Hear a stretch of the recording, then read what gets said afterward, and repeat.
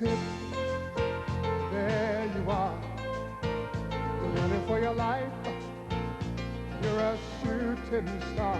All those years, no one knows just all your work. But now it shows that one shining moment you reached deep inside. In one shining moment you knew you were alive. Feel the beat of your heart, feel the wind in your face. It's more than a contest, it's more than a race.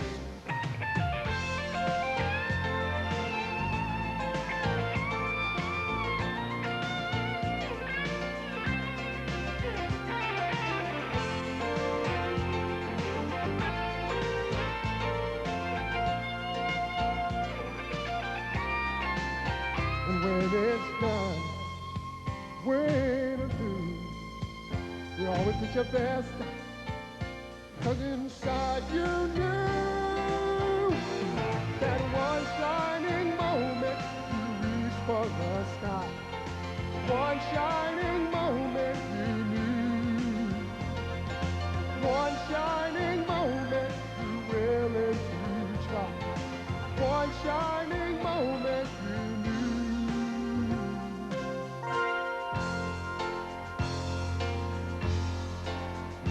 One shining moment.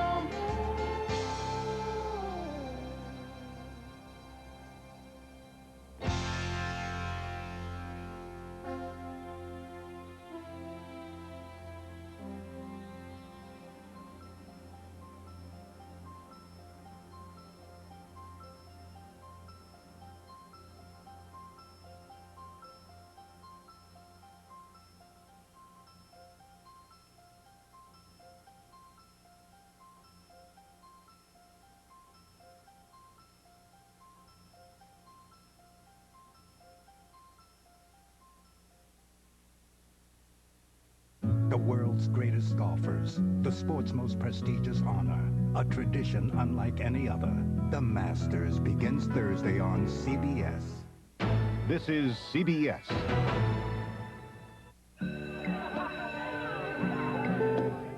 Today's subject, how we can make our schools more effective. In Beacon, New York, a student is ready for advanced calculus, only there's no one to teach it. 2 towns away in Pauling, there's a calculus teacher with too few students to make up a class. Now the 9X network is bringing them together with special video connections between schools. So kids here and teachers there can see each other, talk to each other, even assign homework. Right now, 9X distance learning systems are making new courses possible at more than 150 neighborhood schools. All over New York and New England, we're creating classrooms without walls, where kids can learn face-to-face from those who can teach them best. And where classrooms have no walls, there's no ceiling on what our children can learn. I'm Mary Alice Williams, and that's 9X right now.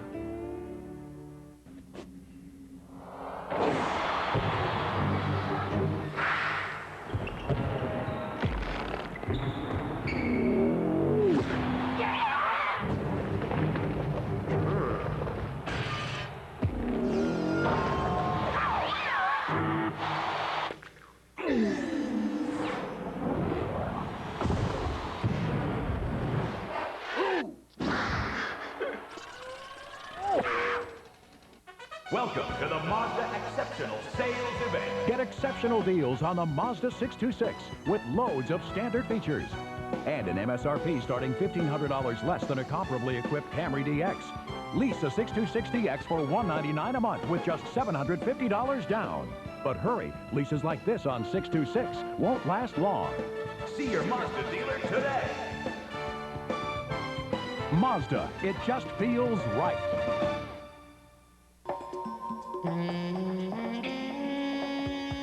A startling proposal heads for New Orleans. A hard-fought contract is Chicago-bound. 3 sets of contact lenses are expected in Tampa by tomorrow morning. Express mail from the Postal Service will get them there overnight guaranteed from just $9.95. Every day, overnight, we deliver for you. Sybil Shepherd, back and sassier than ever on hard copy.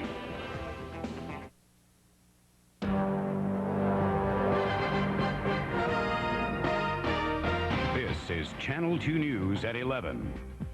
Good evening, everyone. I'm Michelle Marsh. And I'm Tony Guida. We begin tonight with the downhill spiral of a troubled baseball star, ex-Met Daryl Strawberry. Strawberry, now a Dodger, of course, pulled a vanishing act yesterday when he was supposed to play in an exhibition game. Tonight, he revealed why. The Dodgers say he has a problem with drugs and with alcohol. Bernie Smilovitz joins us now with more. Tony, the vanishing act ended when they found Strawberry at his home, which may have been the first indication that there was a problem. A guy just doesn't miss a baseball game unless there's a problem. And tonight, the Dodgers report that problem is substance abuse. He has asked for a leave of absence, which has been granted. Strawberry will enter a rehab center. Now, while he was with the Mets, he was treated for alcohol abuse. This spring, it looked like Daryl could return to the form he showed with New York, but now that form is down the road sometime. It's obviously disappointing because Daryl was having a good spring, but the fact is he has stepped forward with a problem, and I think that it's good that that has taken place because we're talking about a human being and we're talking about a life. The Dodgers open the baseball season tomorrow night at home against the Florida Marlins. Strawberry was scheduled to be their starting right fielder. The Dodgers tonight have placed Strawberry on the disabled list. Bernie, now the Dodgers were not terribly specific. They didn't tell us what substance or where he's in treatment. Yeah, I've never really seen that happen. They don't really give that information out very quickly. Right, I think they want to get the athlete into the place and get him comfortable and start getting him treatment. Obviously, I would think it's probably somewhere close to home since he was in L.A. and they found him in his home yesterday. All right, Bernie, thanks. Okay. In other news tonight, a revolting act of desecration at a Queens cemetery. Police say vandals overturned headstones, damaged coffins, and even robbed bodies from their graves over the holiday weekend. Pat Battle reports tonight police are searching for the culprits. Bill Dare has been tending grave sites here at the massive Bayside Cemetery for 10 years now. He's lost count of the number of times vandals have come in here to desecrate graves and knock over headstones, but he almost always knows when to expect to find scenes like the one he came upon this morning. Mostly around the Jewish holidays, because there's Jewish cemeteries here, but mostly around the Jewish holidays they do this. My boss knows it. Everybody knows it. Bayside is a huge, sprawling cemetery stretching for 5 blocks along Liberty Avenue in Ozone Park. It's protected by a 6-foot fence, but there are countless places for vandals to sneak in and do what they did, apparently, as the Passover holiday came to a close. They knocked over more than 50 headstones and broke into 3 separate mausoleums, pulling out 4 caskets and cutting open their steel casings. A skull is missing from one of the open coffins, but police can't say what the grave robbers were after. Perhaps antique jewelry, perhaps just a cheap thrill. It doesn't take much to knock over the average headstone in any cemetery, but it's very difficult to put them back in place. So much so that Bill Dare says you need a winch and a pulley to do so. About 3 years ago, 75 headstones in this section of Bayside were knocked over. It proved so difficult putting them back, they decided just to leave them where they lay. I mean, this is what deteriorates the city because no one seems to care. Members of the Ozone Park Civic Association say the vandalism is indicative of a larger societal problem. It's not a question of whose relatives it is or whether they're Jewish, whether they're Catholic. No matter what it is, it should be controlled. In Queens, Pat Battle, Channel 2 News. A New Jersey teenager whose life was a study in hate and intolerance has done a 180 and he has become a turncoat. Dominic Bruno has renounced his past as a neo-Nazi skinhead. He says he joined a racist organization in Middlesex County 3 years ago to gain acceptance among his peers, but he grew disillusioned. When he realized the group's doctrine of hate was senseless, he quit the group and he began spying on his old comrades. Well, I have a couple surprises in store for the Nazis that I can't talk about. Other than that, I'm just going to try and speak out wherever I can against racism. Bruno has given information to the authorities about dozens of neo-Nazis in New Jersey and in other states. Michelle? The little girl who died a painful death, allegedly at the hands of her parents, was laid to rest today. 4-year-old Shayna Bryant was found dead on her parents' dining room table last week, her body covered with burns and bruises. None of her immediate family was at her funeral today in Harlem. Her parents are being held in the murder, and her brothers and sisters are in foster care. And police had to break up a brawl outside the hospital room of Grand Rebbe Menachem Schneerson. Police say 3 men trying to get into the Rebbe's room at Beth Israel Hospital last night attacked another man. The victim, 47-year-old Chaim Halberstam, required 11 stitches over his eye. His attackers were arrested. Schneerson, the spiritual leader of the Lubavitch sect, is in critical condition after a stroke. New York City police have launched an aggressive plan to get kids off the streets and back into school. Wednesday, cops will begin rounding up truants from 7 popular hangout areas. The kids will be taken to designated high schools and ultimately to their home schools for a conference with parents or guardians. Police say the idea is not only to improve school attendance, but to reduce juvenile crime committed during school hours. Channel 2's Reggie Harris found kids who admitted to crime sprees. I did a lot of things, like, you know, crime, right? But that's before. Yeah. When you say a lot of things, what do you mean? Like, I don't know, rob people and like that. So that's because I stopped going to school and stuff. The city plans to try out the truancy program for several weeks, then evaluate it to decide whether to continue.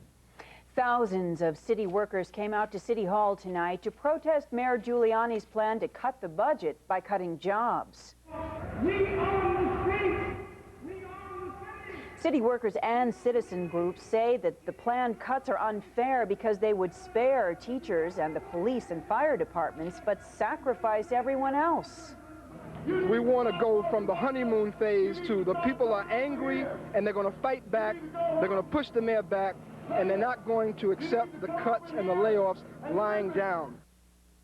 The Independent Citizens Budget Commission says to save money, the city should use cheaper civilian workers in administrative posts now filled by uniformed officers. One of Long Island's biggest employers has a new owner tonight. Northrop Corporation has won the takeover battle for Grumman.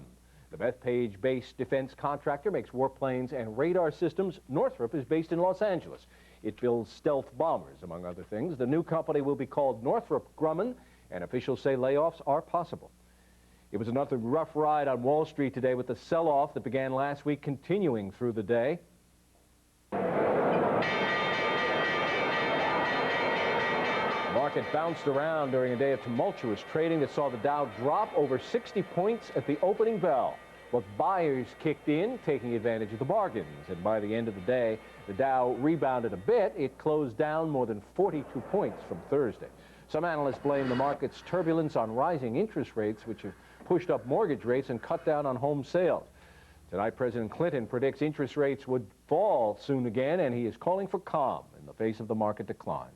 There is a delay in the reopening of that natural gas pipeline that exploded in Edison, New Jersey 2 weeks ago. Thousands of people lost their homes when the pipeline blew up. Texas Eastern operates the line and had planned to reopen it on Wednesday. However, workers were still welding a section of the pipe today and don't plan to test it for leaks until Wednesday. Texas Eastern now says the line won't reopen until Saturday at the earliest. In Brooklyn, a Con Ed pipe that leaked 2,000 gallons of fuel oil has been fixed. Officials say they found 3 pinhole leaks in the 20-inch pipe after a thick number 6 oil leaked into the city sewer system. Con Ed says this never posed a threat to public health. Well, there's much more ahead this Monday night, including a solemn remembrance. The nation honors a fallen hero and his message of peace and unity. And a scene of destruction as a freight train carrying military equipment from New York derails. Also tonight, a remarkable new lens that can help even people who are legally blind. And baseball's opening day is a beauty for both New York teams. Bernie will be back with sports.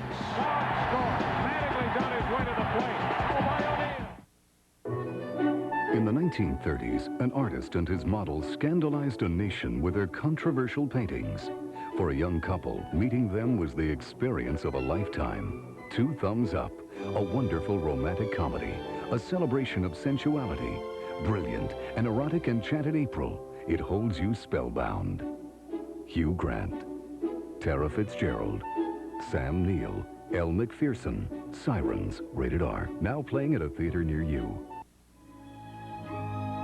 There's a somebody I'm longing to see. I hope that he turns out to be someone who'll watch over me.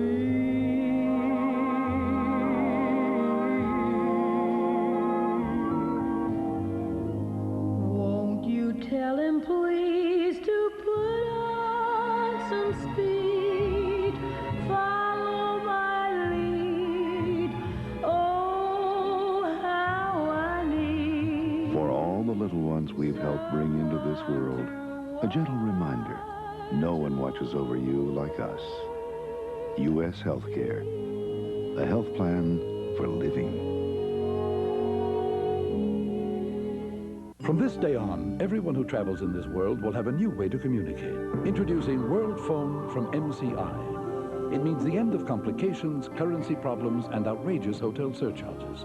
It means an operator who speaks your language to connect you with anyone virtually anywhere. It means low rates from overseas. And it means simplicity. All you need to turn any phone in the world into a World Phone is your MCI card. World Phone from MCI. Let it take you around the world.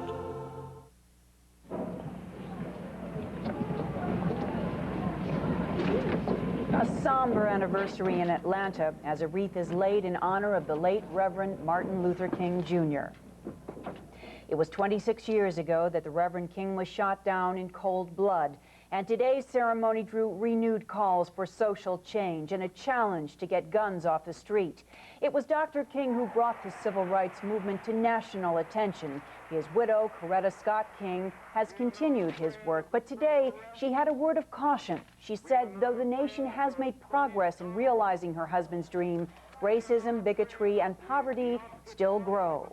I'm trying to figure out a way to make things a little better, but first we as a people must come together.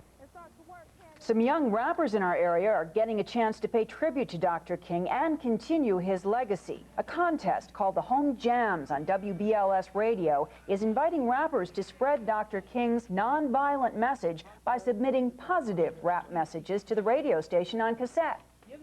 The greatest influence among our youth is the rap artist. They have tremendous influence. And in too many instances, they have gotten a bum rap. The contest is part of Stop the Violence Week in New York, and the contest is being backed by churches, schools, and businessmen. Tony?